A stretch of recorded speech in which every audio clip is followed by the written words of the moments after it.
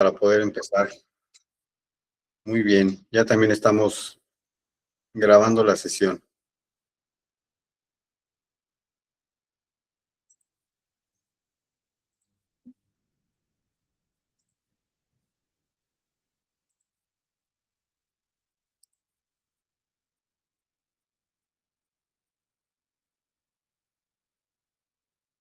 Muy bien, muy bien, pues, ¿cómo están? ¿Qué tal estuvo su día de hoy? Su día jueves. Ya para todos los que tenemos hijos, pues ya preparándonos para el regreso a la escuela, de vuelta a la realidad, como dicen algunos. Pero bueno, vamos a ir comenzando. Y lo que les voy a pasar, primeramente, pues es lo que hemos hecho en las sesiones anteriores.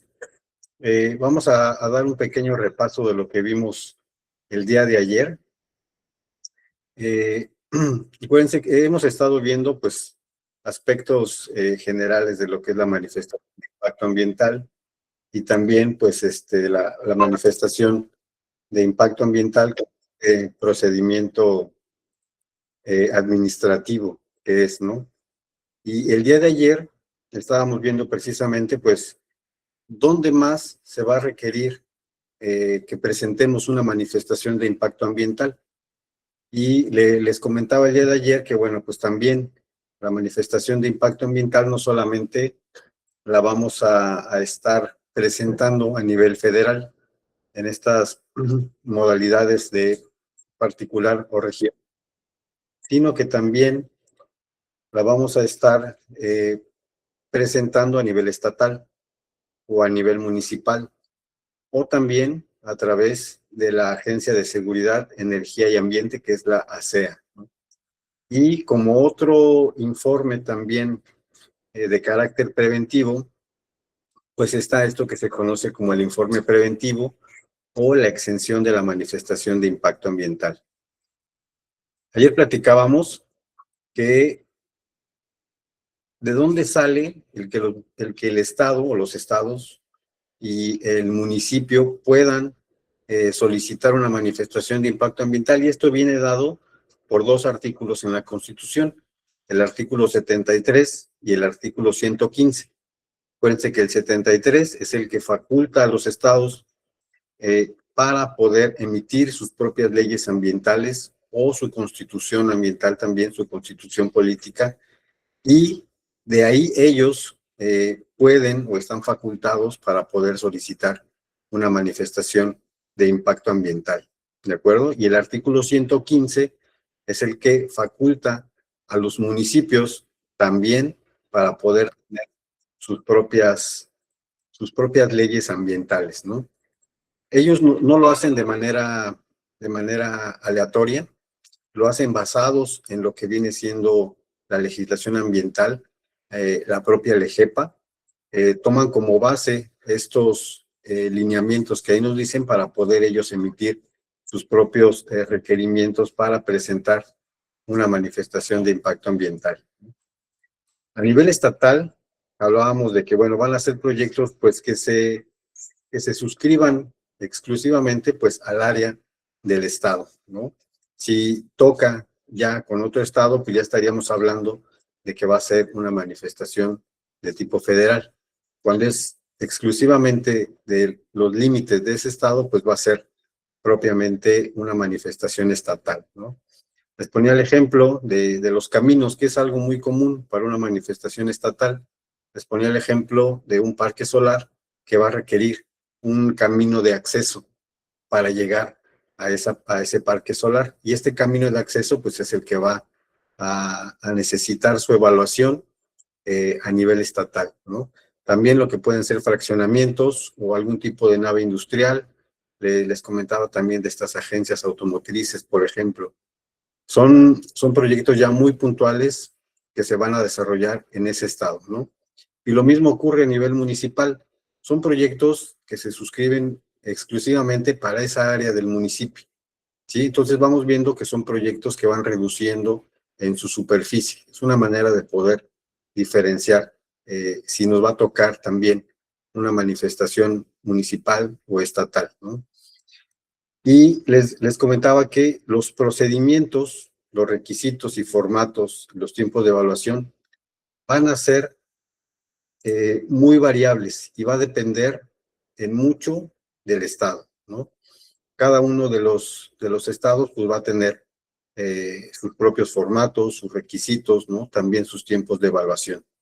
Entonces, no es algo que podamos encontrar en un solo lugar como es la LEGEPA para nivel federal, sino cuando nos toca evaluar algo a nivel estatal o a nivel municipal, tenemos que investigar directamente en ese estado en particular qué es lo que solicita, ¿de acuerdo? Pero es otra forma en la que se puede presentar el caso de ingresar una manifestación de impacto ambiental. Otro lugar, les comentaba, es la Agencia de Seguridad, Energía y Ambiente, o la ASEA. Esta ASEA se desprende de lo que es la Semarnat y también depende de lo que la Semarnat le diga. Solamente se separa para tratar los temas que están relacionados con los energéticos, con los hidrocarburos, con el petróleo, el gas, con los petrolíferos. Entonces, una manifestación de impacto ambiental que tenga que ver con algún tipo de estos derivados del petróleo o energéticos, se va a tratar directamente en la ASEA, ¿no? Si el proyecto no está relacionado con algo de hidrocarburos, como algo de energía solar, eólica o hidroeléctrica, va a pasar a ser competencia de la Semarnat directamente, ¿de acuerdo? Es una manera muy sencilla de poder diferenciar cuándo le toca a la ASEA y cuándo le va a tocar a la Semarnat, ¿de acuerdo? También veíamos el día de ayer pues, la parte del informe preventivo, que es un documento que nos va a permitir hacer un estudio no tan robusto como una manifestación de impacto ambiental, pero que sí va a necesitar llevar elementos que nos permitan caracterizar el medio ambiente, establecer cuáles son los impactos que se van a generar y también establecer medidas de mitigación. Cuando presentamos un informe preventivo, bueno, ayer les decía que cuando existan normas que regulan directamente esa actividad, podemos solicitar un informe preventivo. Un ejemplo que poníamos pues son las gasolineras. Las gasolineras se rigen por normas que nos va a dar también la ASEA. Entonces, al tener una norma en específico que regula la actividad con la que vamos a hacer nuestro proyecto, vamos a poder ocupar este argumento para solicitar que se evalúe como un informe preventivo. ¿De acuerdo? Y también veíamos que principalmente van a ser obras que se desarrollen dentro de sitios que ya han sido autorizados o evaluados. Poníamos el ejemplo de estos parques industriales que tenemos aquí en nuestra república. Tenemos el parque industrial y dentro de ese parque industrial existen diferentes industrias, diferentes empresas, ¿sí? Entonces, ese parque industrial en general, todo esa poligonal, todo ese proyecto ya fue evaluado. Cuando yo coloco un proyecto dentro de ese parque industrial, ya no necesito hacer otra manifestación de impacto ambiental porque ya existe una que lo engloba. Solamente voy a presentar el informe preventivo para esa actividad, ¿no? Estos son los casos en los que podemos solicitar el informe preventivo. La autorización, pues, es menor, tiene un plazo no mayor a 20 días para que la autoridad nos diga si procede tu proyecto para evaluar con un informe preventivo o que nos diga, ¿sabes qué? No, necesitas presentar una manifestación de impacto ambiental. Y yo les comentaba ayer que muchos optan por presentar un informe preventivo, principalmente por los costos. Pues ayer había un costo como eran 5,000 pesos, más o menos 5,600 algo, que es el costo por la evaluación de un informe preventivo. Y no tiene una comparación con el costo que tenemos para ingresar, para evaluar una manifestación de impacto ambiental, que puede ir arriba de los 100,000 pesos, por ejemplo, ¿no? Pero aquí, pues, a veces puede funcionar si entra dentro de lo que nos dice el artículo 31 o no. ¿De acuerdo? Y les ponía yo algunos ejemplos acerca de lo que va a jalar como un informe preventivo, de lo que puede ser susceptible de evaluar como un informe preventivo. Las gasolineras, les ponía el ejemplo de la instalación de las redes de telecomunicación, de granjas porcícolas, ¿no?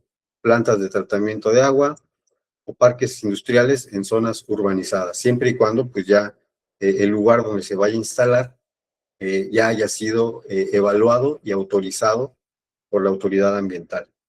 ¿De acuerdo? Esto es lo que vimos un poco el día de ayer. Esto es a manera de resumen de lo que vimos en la sesión del día de ayer. Y bien, para poder continuar, vamos a seguir con esta parte y nos quedamos ya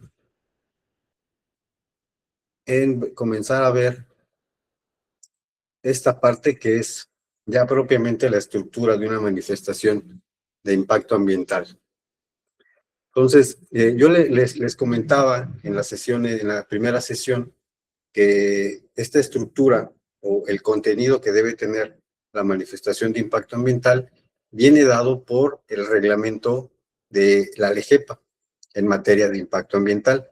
Acuérdense que el artículo 10 es el que nos va a decir las modalidades, el artículo 11 y 12 son los que nos van a hablar acerca de la estructura que va a tener una manifestación de impacto ambiental. La estructura, como les comentaba, pues es muy similar en ambas modalidades, tanto en particular como en regional. Lo que va a variar un poco es el contenido que tenga cada una de estas de acuerdo a la modalidad que tengamos, pero la estructura es la misma, son estos 8 capítulos que tenemos que presentar como parte de una manifestación de impacto ambiental. Y aquí se los pongo. Esta estructura es prácticamente la misma para ambos casos, solo cambia un poco el contenido. Tenemos que comenzar, o la manifestación de impacto ambiental, cuando ustedes ya la tienen lista, la ingresan, tiene que comenzar con su resumen ejecutivo, ¿sí? Este resumen ejecutivo nos va a decir en las diferentes guías que existen para elaborar las manifestaciones de impacto ambiental, que por ahí tienen ya una carpetita en el material que les compartí. Se van a poder dar cuenta que ahí viene toda una estructura, toda esta estructura para poder desarrollar. Va a variar en el contexto del tipo de proyecto que ustedes vayan a realizar. ¿De acuerdo? Es la información que van a vertir, pero depende del tipo de proyecto que ustedes vayan a realizar. En este sentido, pues la estructura, vamos a manejar una estructura general para los 8 capítulos, y ya cada una de estos contenidos o capítulos, ustedes van a tener que adecuarlos de acuerdo al tipo de proyecto que vayan a realizar. ¿De acuerdo? Entonces, primeramente, vamos a ver que tiene que contener un resumen ejecutivo. Este resumen ejecutivo nos dice que tiene que ser como un máximo de 10 cuartillas, tiene que ser una síntesis de lo que viene siendo nuestro proyecto. ¿De acuerdo? ¿Qué va a contener nuestro resumen ejecutivo? Pues tiene que contener los datos del proyecto, los datos del promovente, los datos del responsable técnico. Tenemos que incluir un resumen de estas características ambientales que encontramos en el sitio, un resumen también de los impactos, las medidas de mitigación que estamos proponiendo, ¿no? Es como el contenido general que debe tener este resumen ejecutivo. Vamos a tener también, ya que tengamos elaborado el resumen ejecutivo, que es importante decirles que este se elabora hasta el final, completamente, ¿no? Es algo que hacemos ya que concluimos todos nuestros capítulos de la manifestación de impacto ambiental. No lo hagan al inicio por querer avanzar, ya tengo algo de información, lo voy haciendo. No lo hagan porque pues es donde la autoridad se basa primeramente para ir revisando. Y si desde allí encuentra errores o inconsistencia, pues ya va dudando del demás contenido la autoridad. Entonces se hace completamente al final de que tengamos nuestro estudio de impacto ambiental, ¿no? Vamos a ver que tenemos un capítulo 1 con datos generales del proyecto, del promovente y del responsable del estudio ambiental, ¿no? El capítulo 2, la descripción del proyecto, donde tenemos que decir principalmente, pues, de qué trata nuestro proyecto, ¿no?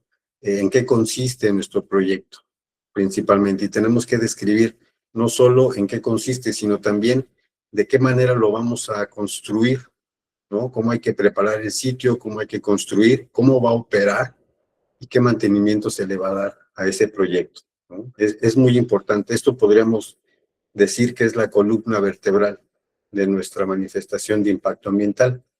La información de este capítulo 1 y de este capítulo 2 regularmente la debe de proporcionar el promovente, ¿de acuerdo?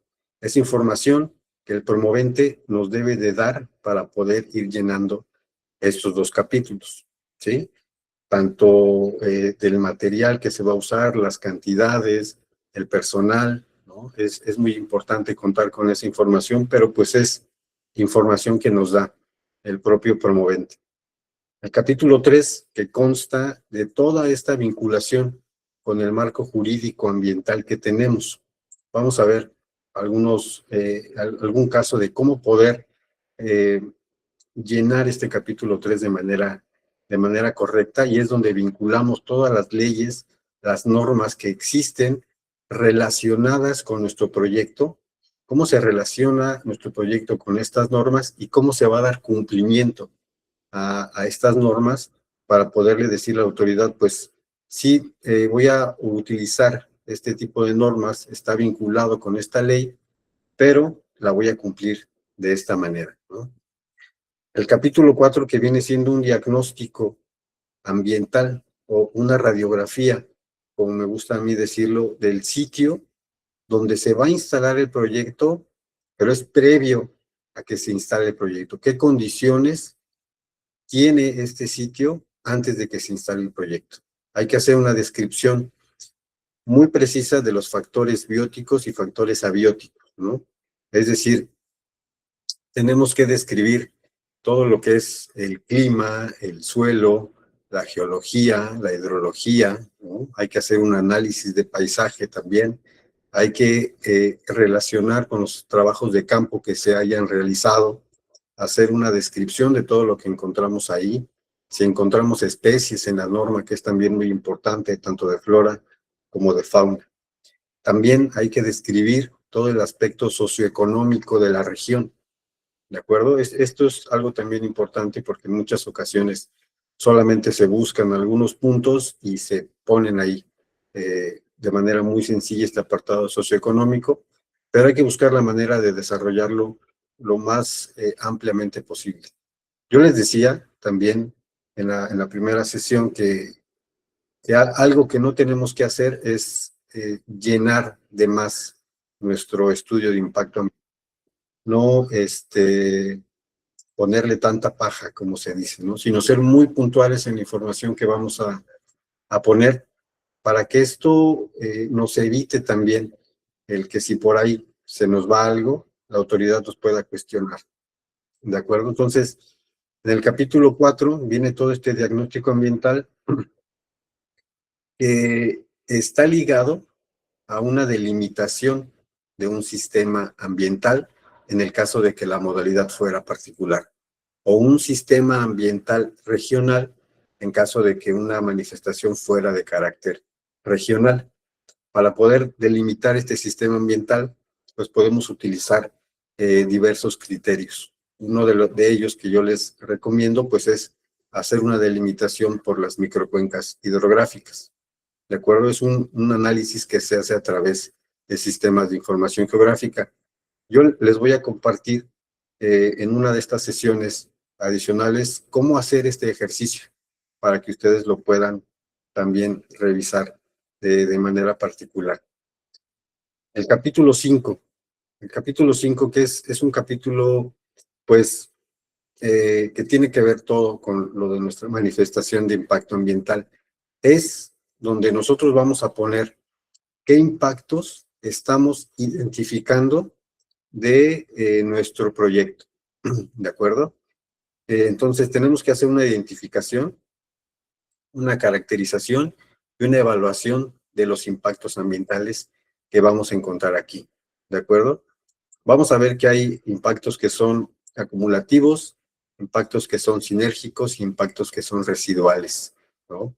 Que es importante identificarlos al momento de hacer esta evaluación. El capítulo 6, que tiene que ver con las medidas de mitigación. Una vez que identificamos los impactos, qué impactos vamos a tener en nuestro proyecto, tenemos que establecer medidas de mitigación puntuales para cada uno de estos impactos ambientales que ya identificamos. No podemos generar medidas de mitigación que no estén vinculadas a ningún impacto y tampoco podemos dejar impactos ambientales que no estén vinculados a una medida de mitigación. ¿De acuerdo? Entonces, tienen que estar muy relacionados estos dos capítulos. El capítulo 7, que tiene que ver con estos pronósticos ambientales, ¿no? Que es la evaluación de alternativas o la construcción de escenarios, ¿no? ¿Cómo se comporta mi sitio sin el proyecto? ¿Cómo se va a comportar mi sitio con el proyecto, pero sin la aplicación de medidas de mitigación?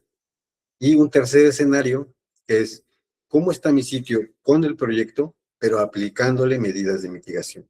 ¿De acuerdo? Y esto lo tenemos que hacer para este capítulo 7.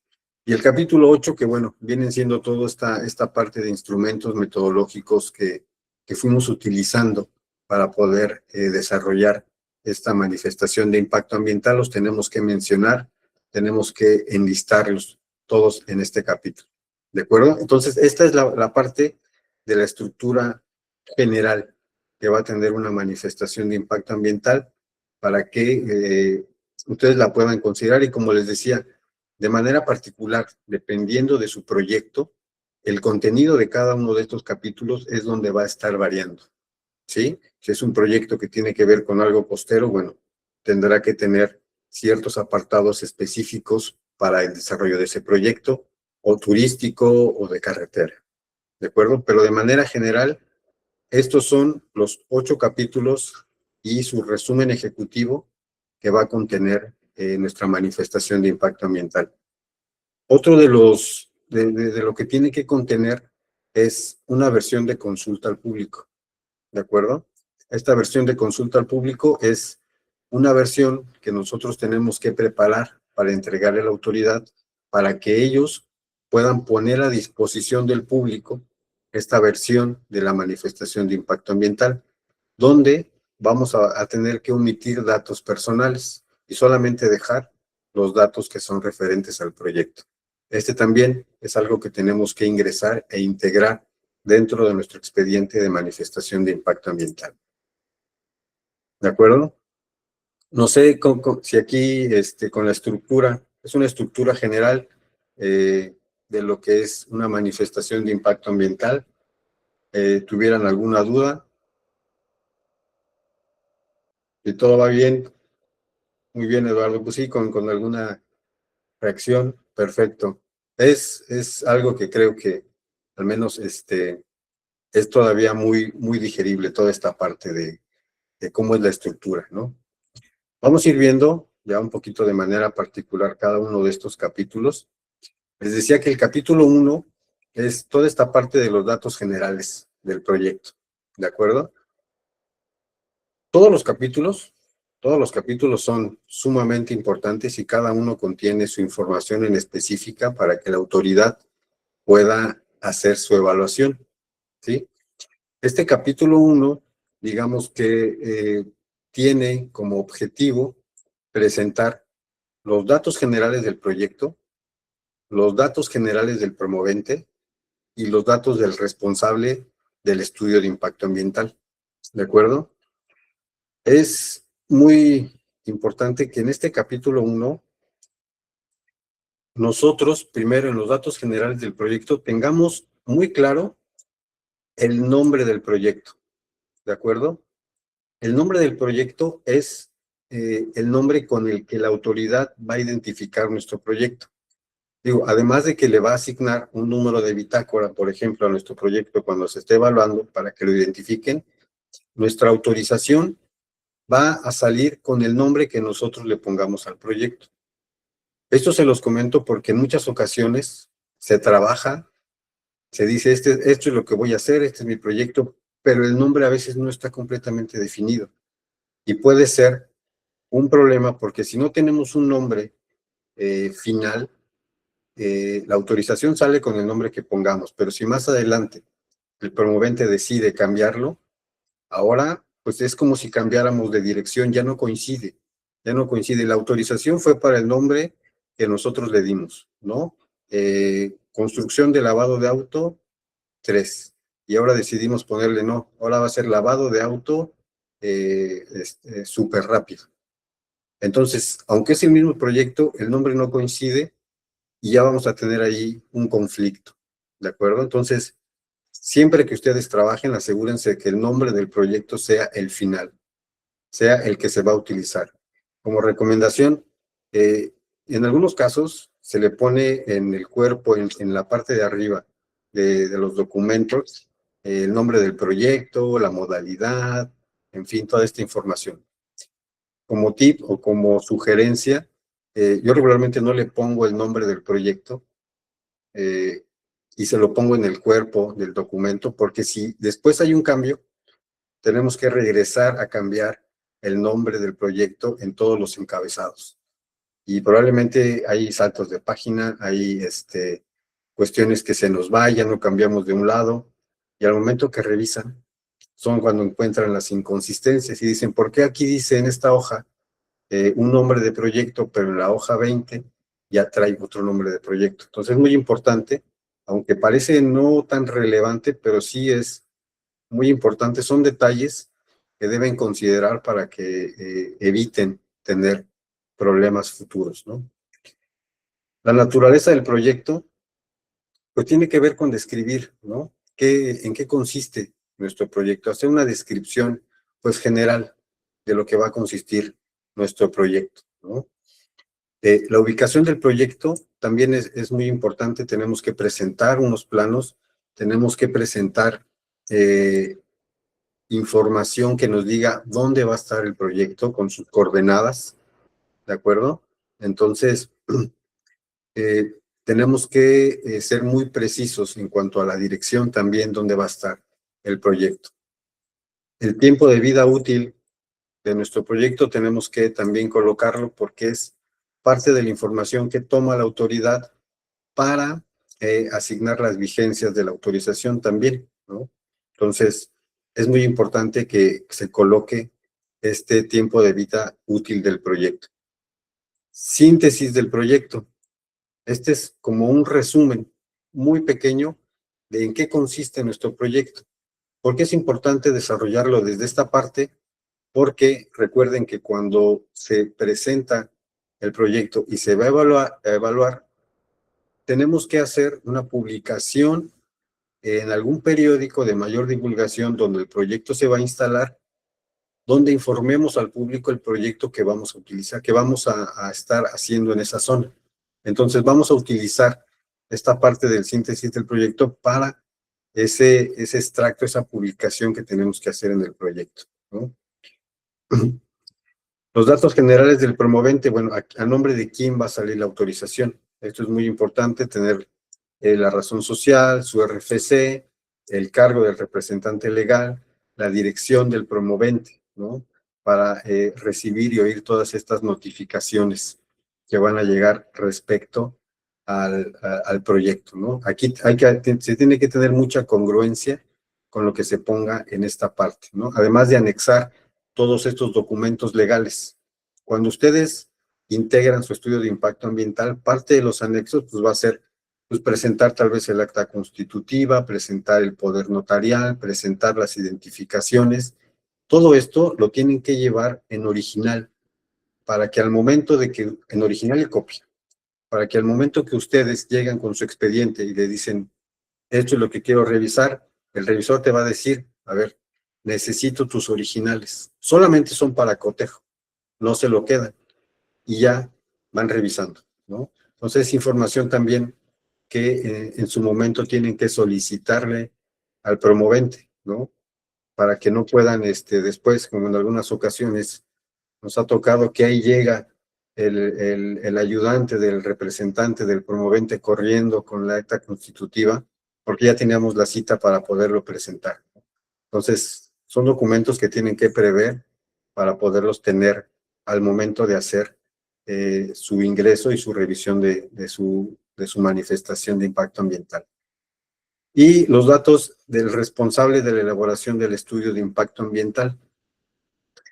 Estos, acuérdense que platicábamos ayer que no existe una figura como tal, es decir, no tengo que ser de alguna carrera en particular para poder ponerme como responsable de la elaboración de un estudio de impacto ambiental, ni tampoco, solamente en el caso de algunos estados es probable que pidan estar dentro de algún padrón, ¿sí? Para poder presentar un estudio de impacto ambiental. A nivel federal no es necesario. El responsable lo que tiene que hacer, bueno, pues es presentar su nombre, su RFC, tiene que presentar su cédula profesional también, tiene que proporcionar una dirección y un número de contacto y además tiene que firmar una carta de protesta de decir verdad, donde todo lo que se vierte en el estudio es verídico y se hizo en base a las mejores prácticas ambientales, ¿no? Acuérdense que existe ya esta ley de responsabilidad ambiental, que en caso de que el responsable técnico ponga que sí es verídico todo lo que está ahí y existan falsedades en la información, esta ley de responsabilidad ambiental ya puede actuar de manera jurídica o penalmente en contra de quien falsee la información. Pues esa es la importancia de firmar como un responsable técnico, ¿de acuerdo? Entonces, es un aspecto muy importante que va aquí en este capítulo 1, ¿no? Bien, vamos a pasar al capítulo 2. El capítulo 2 que les quería comentar que bueno, antes de continuar, para que ustedes tienen la facilidad, por ejemplo, para poder consultar los trámites, ¿no? Que existen en la Secretaría y lo pueden hacer a través de esta página que es de consulta tu trámite, ¿de acuerdo? Entonces les voy a poner aquí nada más rápidamente antes de que se me pase. Seguramente la conocen, pero es una página de la Semarnat donde ustedes pueden consultar aquí el proyecto, ¿no? Ustedes pueden consultar aquí el proyecto de impacto ambiental, por ejemplo, ¿no? Ustedes le dan acá. Esto es nada más para que no se me pase y ustedes lo puedan tener. Seleccionan el año, ¿no? Seleccionan la entidad federativa y le ponen buscar. Y aquí ustedes van a poder encontrar todos los trámites que están ya o en trámite o ya aprobados, ¿no? Y aquí van a poder encontrar todos estos trámites, por ejemplo, aquí, esta modalidad particular, si ustedes le dan aquí, ¿no? Aquí les dice, y aquí aparecen los documentos, ¿no? Bueno, al ser una página de uso público, luego ocurren estas situaciones. Les quería mostrar cómo poder consultar una manifestación de impacto ambiental, pero bueno, de aquí lo pueden hacer de esta manera. Nada más era un pequeño,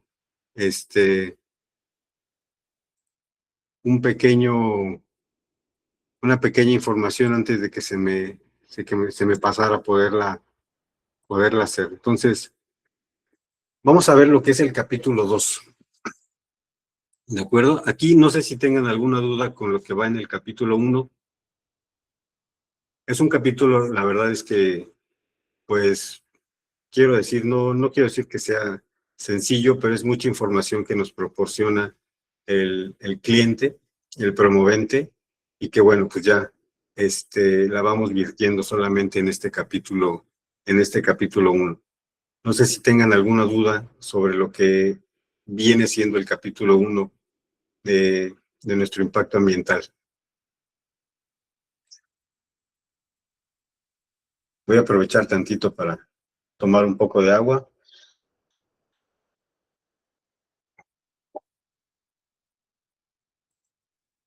Solo si nos puede compartir la página que nos mostró, por favor. Ah, claro. Claro. A ver, permíteme, me regreso a esa página. Eh,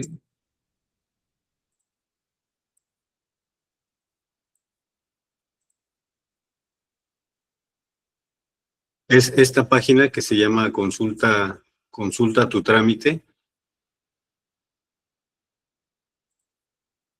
Vamos a regresarnos aquí.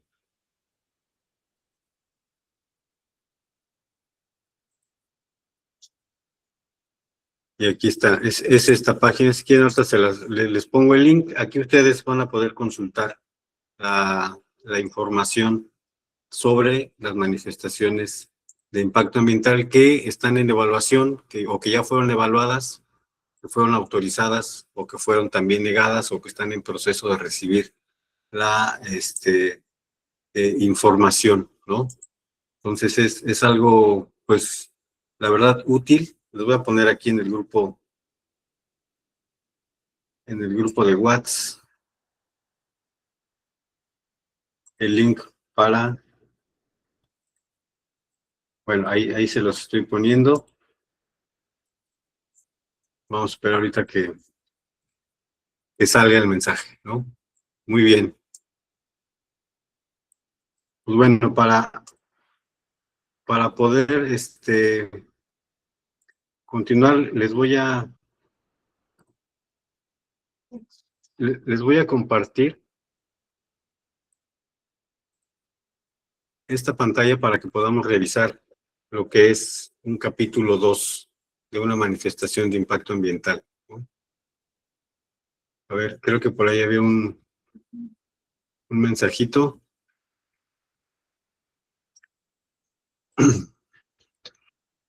Me parece que sí hay un padrón que es en la SEDEMA, para poder ingresar los estudios de impacto ambiental, pero ahí propiamente en la SEDEMA sí hay que tener un registro para poderlo hacer, ¿no?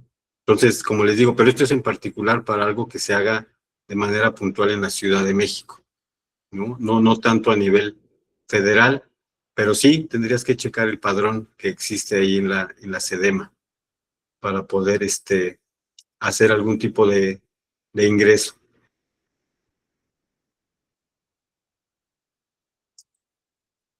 Muy bien, pues miren, les quería presentar, este es un documento que yo bajé el día de hoy, no tiene nada que ver con algún proyecto que se haga, solamente busqué algo relacionado aquí en la zona donde yo estoy, que es Veracruz, como les decía, y quiero mostrarles pues cuál es la estructura de un capítulo 2, ¿de acuerdo? El capítulo 2, como les decía, pues es una columna vertebral de nuestro proyecto, es donde va a venir toda la información que nos refiere a nuestro proyecto. Entonces, tenemos que tener información general del proyecto, como lo ven aquí, la naturaleza del proyecto que yo les comentaba, aquí también la pueden agregar. Digo, estos apartados que ustedes ven, si bien la guía es eso, la guía que ustedes vean que está en la Semarnat, es eso, es una guía, pero no quiere decir que esa guía sea un guión único para que ustedes lo hagan, que lo tengan que seguir al pie de la letra. Ustedes también pueden incrementar lo que ahí viene, ¿no? Al final del día es esto, es una guía lo que nos proporciona la autoridad, no es propiamente el lineamiento o el guión exacto que tenemos que seguir. ¿De acuerdo? Esto es muy importante. Si ustedes necesitan agregar algún punto más en la descripción del proyecto o en algún apartado, lo pueden hacer con toda libertad, ¿no? La Secretaría no les va a decir, oye, nada más tenía el 2.1.1 y tú me pusiste el 2.1.2. No, lo pueden hacer, pueden incrementar siempre y cuando sea para mejorar su proyecto, ¿no? No los agreguen nada más porque sea algo que puede generar más volumen, sino que sea algo que aporte, ¿de acuerdo? Entonces, el capítulo 2, naturaleza del proyecto. Si ustedes se dan cuenta, en la naturaleza del proyecto, aquí nos dice que una descripción general del proyecto, una superficie que tiene que tener el proyecto, la ubicación del proyecto, ¿sí?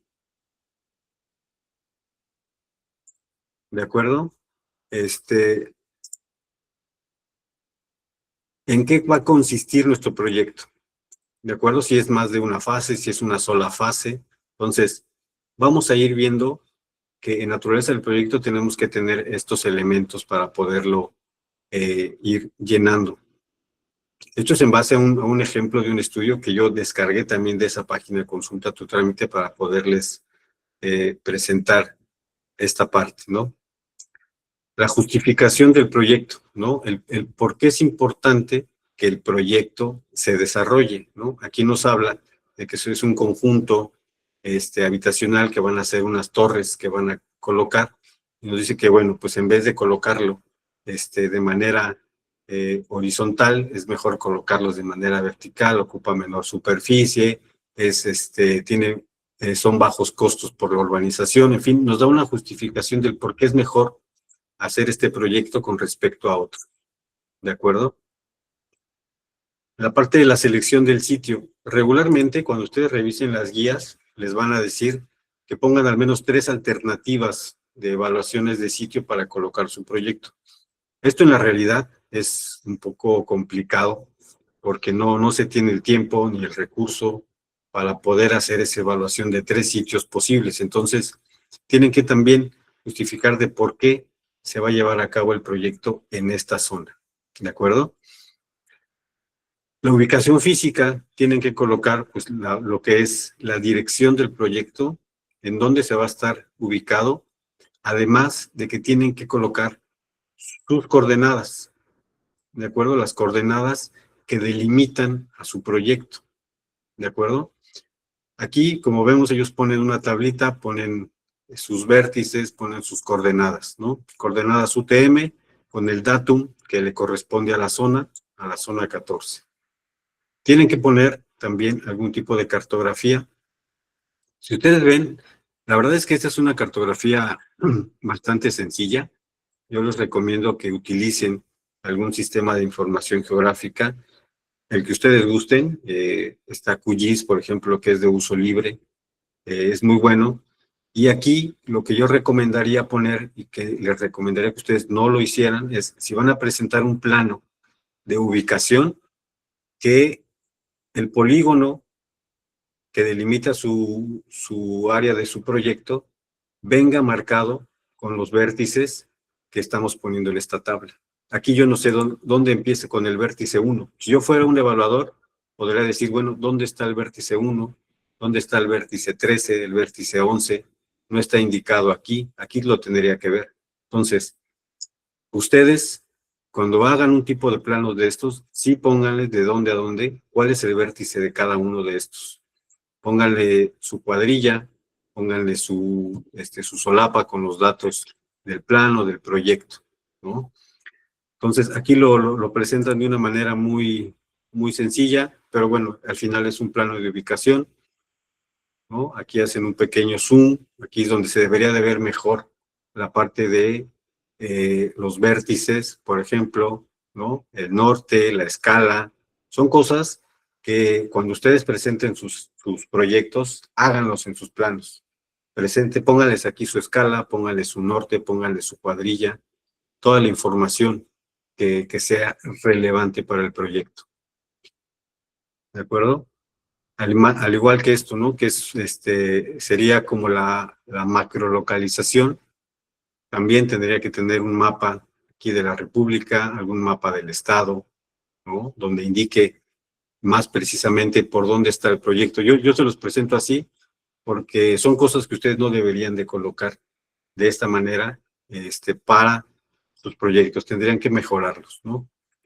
Un apartado de la inversión requerida también lo tienen que colocar. Esto lo pide también la autoridad, porque tiene que ver con montos para las fianzas o, como dice aquí, para el monto que va a ser destinado para la aplicación de estas medidas de mitigación. ¿De acuerdo? Entonces tienen que también colocar una inversión, tienen que poner exactamente las dimensiones del proyecto, la superficie del predio, cuánta superficie de ese predio se va a utilizar, ¿no? Cuánto se va a construir, como lo ponen aquí en este caso. Uso de suelo y cuerpos de agua del sitio del proyecto. Para esta parte, vamos a ver, ellos hacen una descripción, ¿no? De esta descripción del uso de suelo. Aquí yo les recomiendo que se apoyen mucho con la cartografía que tenemos disponible. Por ejemplo, utilizar la serie 7 de INEGI para describir el uso de suelo que existe en la zona. Es una información oficial que les puede ayudar a incrementar esta información de este apartado, ¿no? Porque si yo la leo aquí, si yo leo esta parte, digo, bueno, pues sí vemos que tiene vegetación secundaria y que no se encontró especies en la norma, pero bueno, ¿con qué respaldo toda esta información? Es muy importante que ustedes siempre busquen respaldar la información que ponen y háganlo con fuentes oficiales, ¿no? En este caso, si ustedes utilizan capas o información de INEGI, pongan aquí la referencia. Aquí, por ejemplo, pues no, les faltó poner también la referencia de dónde es, ¿no? Urbanización del área y descripción de servicios. Aquí, de igual manera, yo les recomendaría utilicen las cartas topográficas que tiene INEGI. Hay información que ya nos dice, ¿no? Cómo nos da la información vectorial, ¿no? De los caminos, de las casas, de si hay hospitales, si hay escuelas, ¿no? Si hay panteones, en fin. Ustedes utilicen esa información oficial para poder elaborar sus capítulos. Y en este caso aquí sería bueno que tuviera esa parte de información, ¿no? Todo esto se los comento como tips para que ustedes puedan hacer un mejor capítulo, ¿de acuerdo? Y que la autoridad pues, no les vaya a cuestionar el desarrollo de esta información. Vamos viendo que los planos hasta parecen muy similares. Traten ustedes de evitar hacer este tipo de cartografías, de imágenes, ¿no? Y bueno, viene toda una parte de las características particulares del proyecto. Aquí es donde entramos a que cada proyecto pues va a ser muy distinto, cada proyecto va a ser muy diferente, de acuerdo pues a esta particularidad que tenga cada uno de ellos. Un aspecto que es muy importante que ustedes deben colocar en este capítulo 2 es este cronograma de las etapas del proyecto. Con base en este cronograma de las etapas del proyecto y con la vida útil que ustedes pusieron de que va a ser su proyecto, es donde la autoridad va a tomar para dar el tiempo de vigencia de esa autorización. ¿De acuerdo? Entonces, aquí es muy importante que ustedes consideren este calendario, no nada más como por decir, ¿cuánto tiempo? Pues ponle que trazo de nivelación, un mes, ponle cimentación, pues ponle 3 meses, ¿no? Se tiene que hacer de una manera consciente para que sea un tiempo real de lo que se va a tardar el proyecto, porque acuérdense que es donde la autoridad toma para asignarles la vigencia de ese resolutivo. ¿De acuerdo? Todo lo que es aquí le ponen indefinido, dado que es su uso habitacional, bueno, lo pueden poner, ¿no? Lo pueden poner 50, 100 años, también de acuerdo a si existe algún otro plan, ¿no? Para esta zona. Aquí ya presentan, por ejemplo, de manera particular, pues preparación del sitio es algo que tienen que poner, ¿no? ¿Qué actividades se van a hacer en preparación del sitio? Y es muy importante entrando en esta parte del proyecto, porque esta información que ustedes pongan de su preparación del sitio, su construcción, su operación y su mantenimiento, es información que van a tener que poner en el capítulo 5 al momento de hacer el análisis de los impactos ambientales. ¿De acuerdo? Van a tener que poner esta información del proyecto y contrastarla contra lo que existe ambientalmente en el proyecto. Van a tener que cruzar la información. Entonces, lo que yo ponga aquí es lo que tiene que venir también en mi capítulo 5 para que exista esa congruencia de información. Yo no puedo saltarme información ni poner información en el capítulo 5 que no haya descrito en el capítulo 2.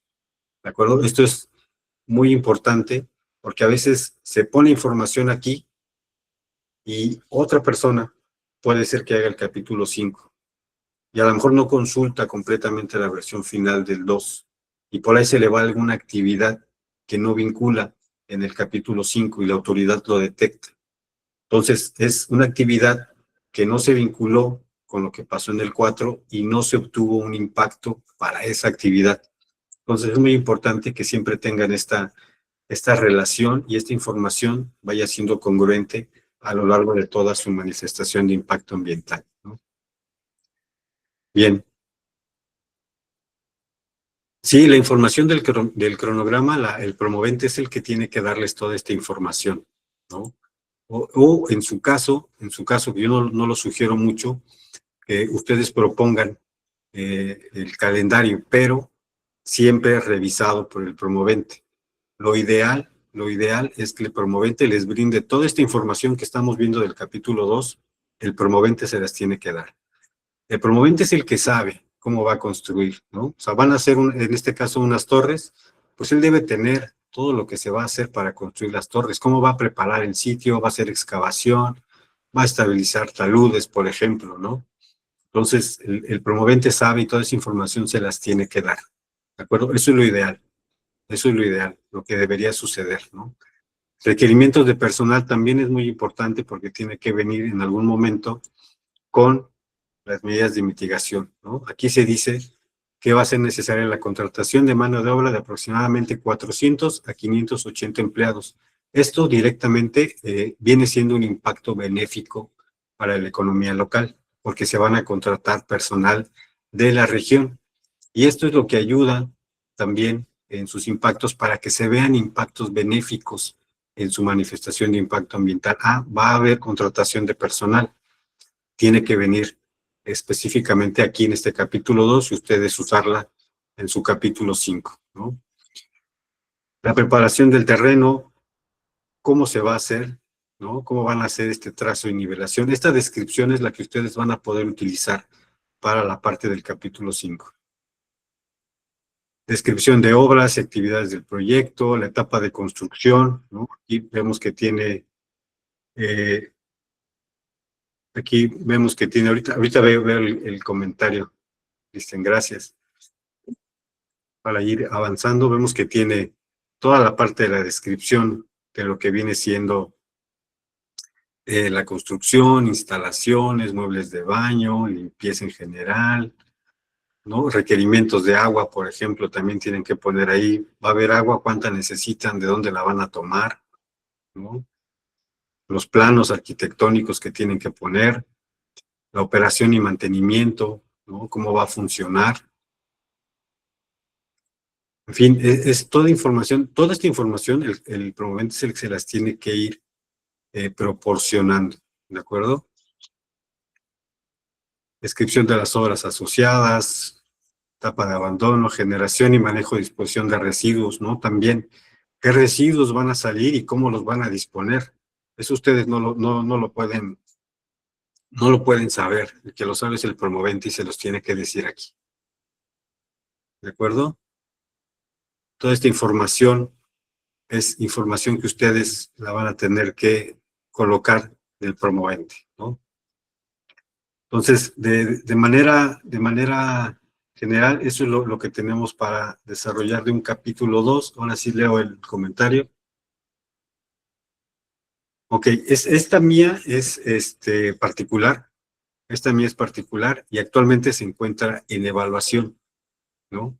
Les digo, yo tomé una manifestación así, vi cómo estaba estructurada y me pareció interesante para que vieran ustedes, pues, cómo no tendrían que presentar algo, ¿no? Pero es una manifestación particular y está en proceso de revisión, ¿no? Esperemos que se las puedan autorizar, ¿no? Es lo que queremos todos, la verdad, como consultores. Bueno, eh, eso de manera general del capítulo 2, ¿de acuerdo? No sé si tengan alguna duda de lo que es el caso del capítulo 2. Sí, sí, sí, sí. Es muy importante esta información del capítulo 2. Nosotros como consultores, lo que yo voy a hacer es tomar la información del proyecto que me dé el cliente o el promovente. Yo voy a tomar esa información, la voy a poner en este capítulo 2 y lo que voy a hacer con esa información es contrastarla y ponerla contra lo que yo tenga ambientalmente en mi proyecto. ¿De acuerdo? O sea, lo que yo haga ambientalmente en mi proyecto, eso sí es mi responsabilidad completamente, ¿no?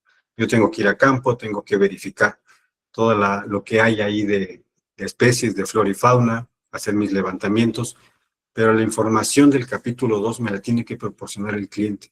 Yo soy consultor, yo soy un consultor ambiental que voy a analizar tu proyecto, pero tú me tienes que dar tu proyecto para que yo lo analice con respecto a lo ambiental que hay, vea qué impactos se van a generar y proponga medidas de mitigación. Entonces, sí, la información, por ejemplo, de carreteras nos las tiene que dar el promovente, ¿de acuerdo?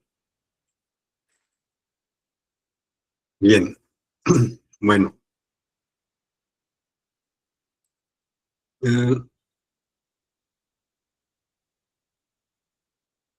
ok, en el caso de encontrar una especie en la NOM, se tendrá que modificar a su favor de la especie el capítulo 6.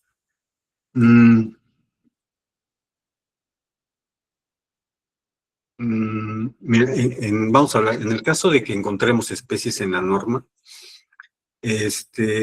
tenemos que ver qué tipo de, de especies son las que están ahí, ¿no?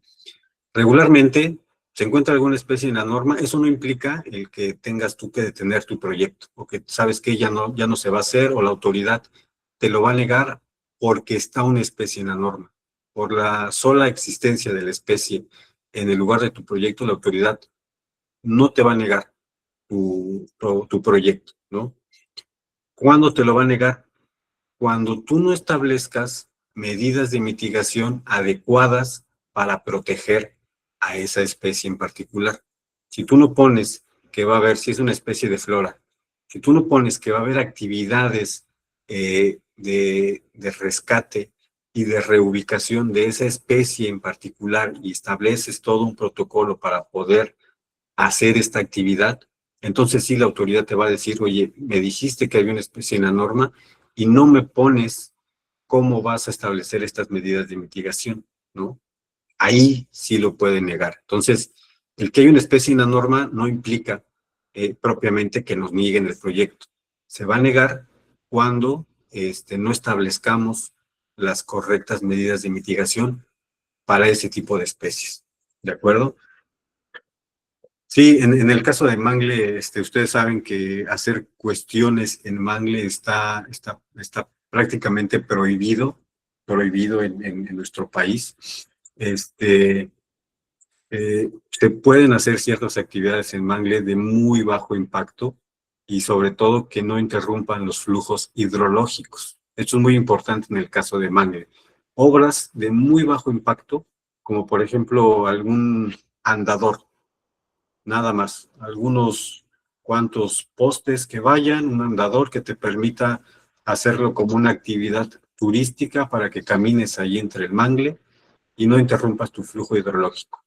Pero si quieres hacer algo más, prácticamente está prohibido, al igual que en rutas costeras, ¿no? También si hay especies en peligro de extinción, sí, son las que están, pues, por ejemplo, en la norma, ocurre algo muy parecido, ¿no? encontramos alguna especie catalogada en alguna categoría de la NOM 059, tenemos que ser muy específicos al establecer medidas de mitigación en nuestro capítulo 6 para esas especies, ¿no? Si no lo hacemos, entonces cuando ya se puede meter en problemas y complicar nuestra autorización, ¿no? Sí, Johannes.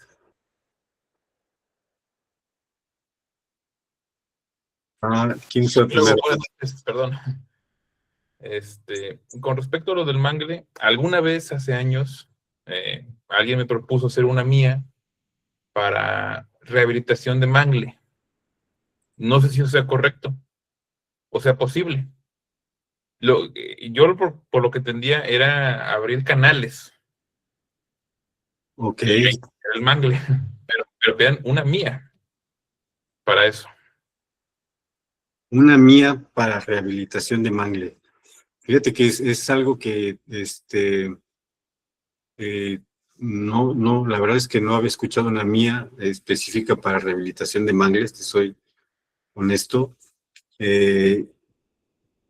Lo que sé es que, o sea, si tuvieras que hacer alguna actividad en el mangle, primero tienes que justificarle a la autoridad, pues como para qué la quieres hacer, ¿no? O sea, como por qué necesitas rehabilitar ese mangle, ¿no? La intervención en el mangle está completamente prohibida. Todas las actividades que tengas que hacer en mangle pues están prácticamente prohibidas. Pero mira, es una pregunta interesante. No había escuchado esa de una mía para rehabilitar el mangle. Este, lo puedo checar y te comento el día de mañana si estás de acuerdo, Johannes, a ver si realmente es posible hacer esta parte. Soy honesto, no había escuchado esto que una mía para rehabilitar mangle. Regularmente pues son para desarrollar proyectos, ¿no? Pero digo, me suena como que no, pero tampoco me gusta eh, negar completamente las cosas, hay que investigarlo para estar seguros, ¿no? Si te parece, lo comentamos mañana y te lo investigo con claridad. Sí, biólogo, pues muchas gracias. No, a ti, Johannes, gracias. Sí, Carlos.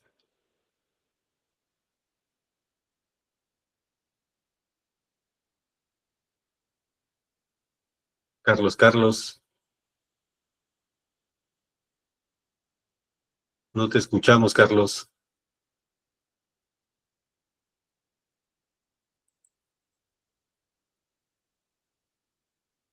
No escuchamos a Carlos. Creo que tiene su micrófono apagado. Bueno, ahorita seguramente nos comentará. Bueno,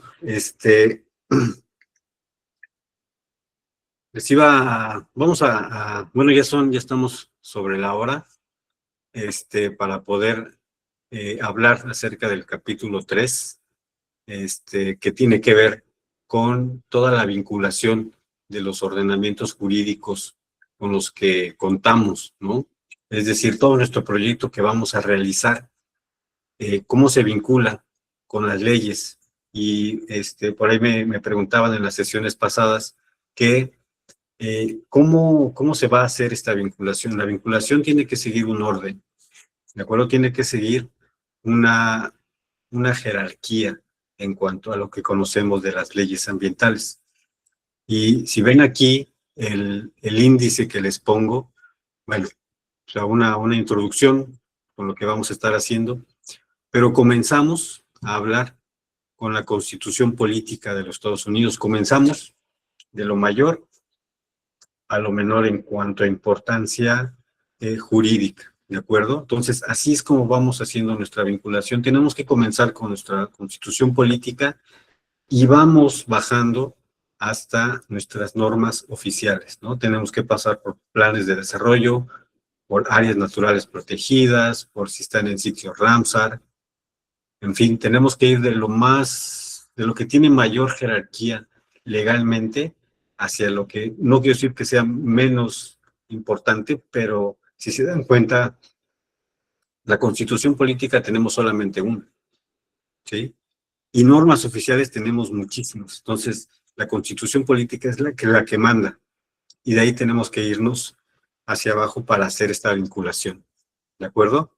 Entonces, esto es lo que vamos ya, bueno, para poder ver el día de mañana. Les voy a compartir también como otra de las sesiones complementarias esta parte de la delimitación del sistema ambiental. Es un ejercicio que yo les pongo ahí para poderlo ver cómo se hace en un sistema de información geográfica, que bueno, es la mejor manera para poderlo realizar.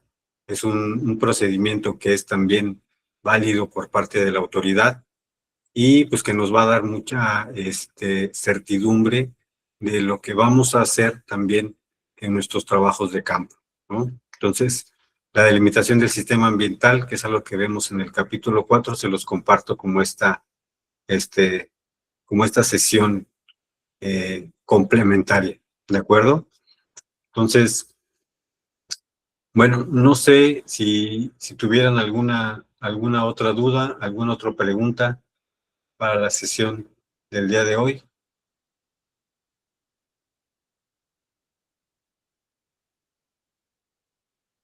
Sí, sí,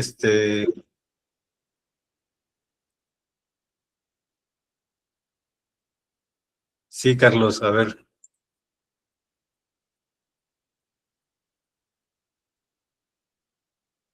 con la Dirección General de Vida Silvestre.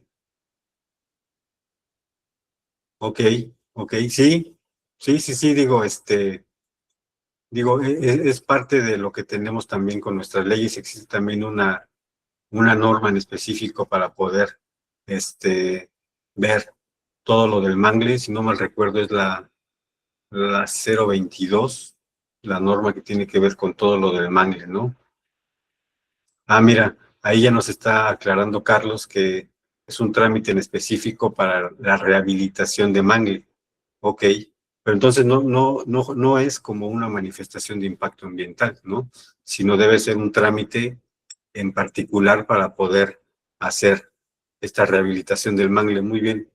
Gracias, Carlos. Ahí está, Johannes, lo que amablemente Carlos nos hace saber. No es una mía, digo, yo no había escuchado que fuera como una manifestación para rehabilitar el mangle, pero sí existe este trámite en específico para hacer la rehabilitación del mangle. Te agradezco, Carlos. Sí, Johannes, tenías ahí la mano levantada. Otra duda, biólogo. En el capítulo 2 vi que puso, bueno, estaba viendo, checando por la mía que puso, algo de aguas negras residuales, como el tratamiento, ¿no? Ahí Sí. dentro de los de operación, creo. Ujú. Eso también lo pone el promovente. ¿Él lo sabe realmente? ¿El ingeniero civil que lo desarrolla? ¿O es parte también del consultor decir, oye, tienes que tener esto pues, para los baños o los trabajadores, por ejemplo? Sí, sí, mira, en el caso del capítulo 2, sí es completamente información que el promovente te tiene que dar, ¿no? O es lo que yo les sugiero, ¿no? Porque sí ha ocurrido casos en que el promovente te dice, no, pues sí voy a tener 100 baños, pero pues no sé qué va a pasar con esa agua de los baños o a dónde va a ir todavía, la ingeniería no me lo dice. Por favor, ayúdame a desarrollarlo. Y entonces es ahí donde nosotros podemos colocar información que no sea realmente del proyecto. Entonces, sí, esa información así en particular, en específico del capítulo 2, sí se las tiene que proporcionar el promovente, ¿no? Si va a haber descargas, de qué tipo de descargas de agua va a haber, ¿no? A dónde va a ir, si se va a necesitar tener algún permiso en especial o no. Eso es parte de lo que se ve en la vinculación con el capítulo 3, por ejemplo, ¿no? Entonces, sí es información que se va a tener que ser proporcionada por el cliente, por el promovente. Gracias, biólogo, gracias. Sí, sí, Johannes. Sí, Miguel Ángel. Biólogo, buenas noches a todos, compañeros. Nada más como, no es tanto como duda, sino si me puede ayudar nada más a confirmar una de las cuestiones que me ha tocado con respecto a algo parecido a los de los baños, pero ahora con la cuestión de la basura, los residuos, en este caso sólidos. ¿Es correcto que lo redactemos en la manifestación para este capítulo cuando se dice que mientras está en proceso de construcción, la basura que se genere será trasladado a un basurero municipal? Eso sí realmente es aceptable. Estamos hablando de del capítulo 2 en este caso, biólogo. Nada más si me puede ayudar a confirmar si eso es válido, ponerlo como tal, específicamente en comunidades rurales donde se desarrollan proyectos como tal. Gracias, biólogo. Sí, no, de qué, Miguel Ángel. Sí, sí, es completamente válido. O sea, hay, como veían, hay un apartado de donde tenemos que poner toda esta parte de los residuos, ¿no? Acuérdense que tenemos los residuos sólidos urbanos, ¿no? Los residuos de manejo especial o los residuos peligrosos, de acuerdo a lo que nos marca la ley.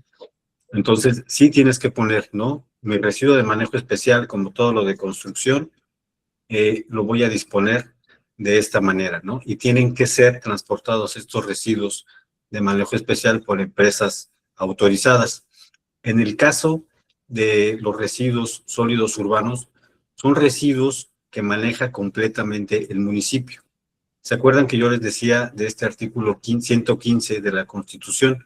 Ese artículo 115 constitucional faculta a los municipios para que ellos se hagan cargo y gestionen completamente sus residuos. Entonces, en el caso de los residuos sólidos urbanos, es de competencia municipal. Entonces, sí es correcto que tú redactes en tu capítulo 2 que este tipo de residuos van a ser dispuestos y transportados por los servicios de basura del municipio, ¿no? Sí es válido porque es la manera en la que se tienen que disponer correctamente.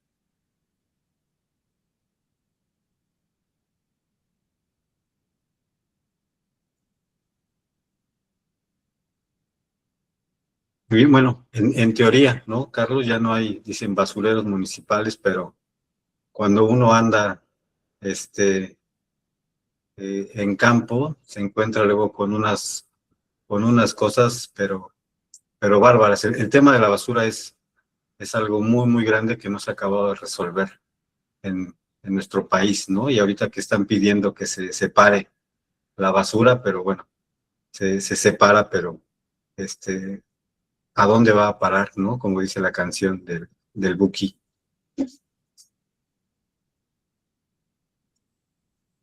Bueno, pues no sé si tuvieran alguna duda más.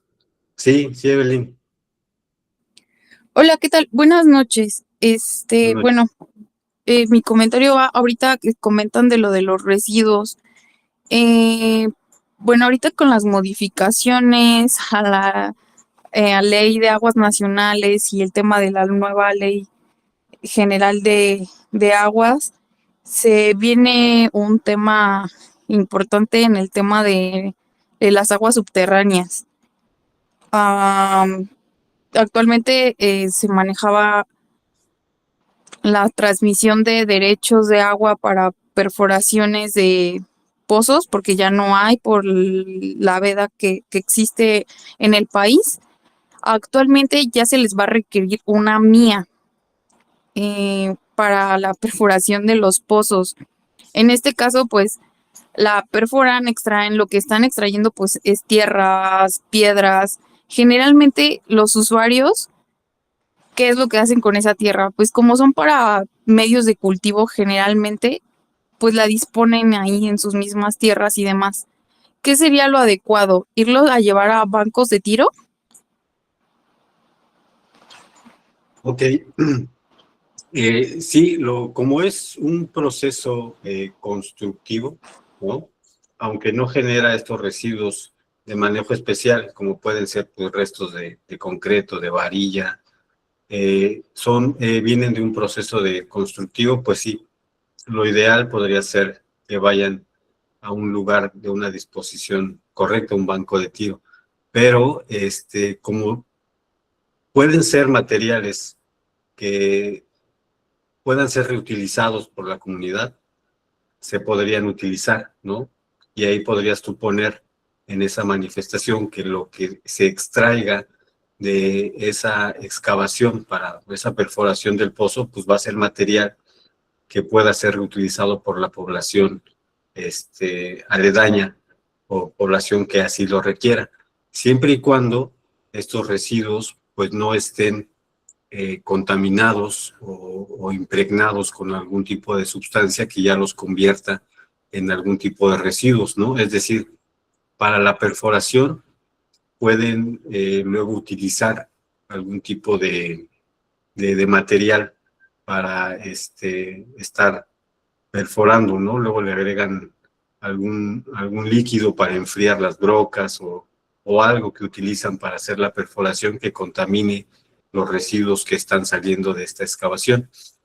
O si existiera algún problema con alguna de las máquinas que perfora, que contaminara el sitio, pues también ya no se podría utilizar, ¿no? Pero sí, o sea, sí, de que se pueden ocupar, pues sí, sí lo pueden ocupar, pero siempre y cuando pues sea un residuo que no implique algún daño ambiental ni un daño a la población. Ok, gracias. Sí, no hay de qué. Sí, sí, casi para todo lo que se hace ahí existen diferentes normas, ¿no? El tema de las aguas es algo que está también con mucha polémica actualmente. Pues así lo deciden hacer las autoridades y nosotros pues tenemos que estarnos apegando y estar informados acerca de estos cambios, que es muy importante que estemos al día, ¿no? Y estarnos actualizando. Son tantas cosas que van cambiando que luego es un poco complicado, pero hay que buscar hacerlo, ¿no? Como ahorita con lo del mangle, yo les agradezco ahí esa actualización. Yo sabía que no había escuchado nunca una mía para rehabilitar mangle, pero sí existe el trámite ante la Dirección General de Vida Silvestre para poderlo hacer, y pues ya también aprendimos algo, así que muchísimas gracias por ese aporte. Pues no sé ya si tienen alguna otra duda. Nos vamos por un cafecito, nos seguimos hasta las 10.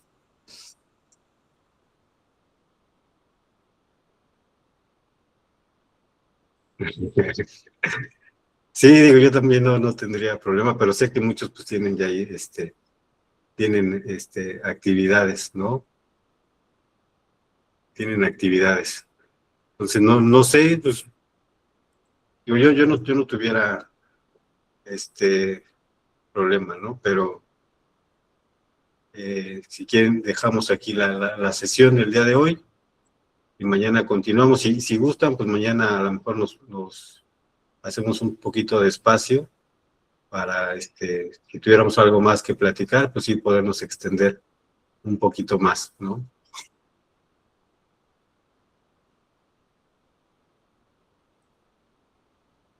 Está muy bien, muchas gracias. Buenas noches.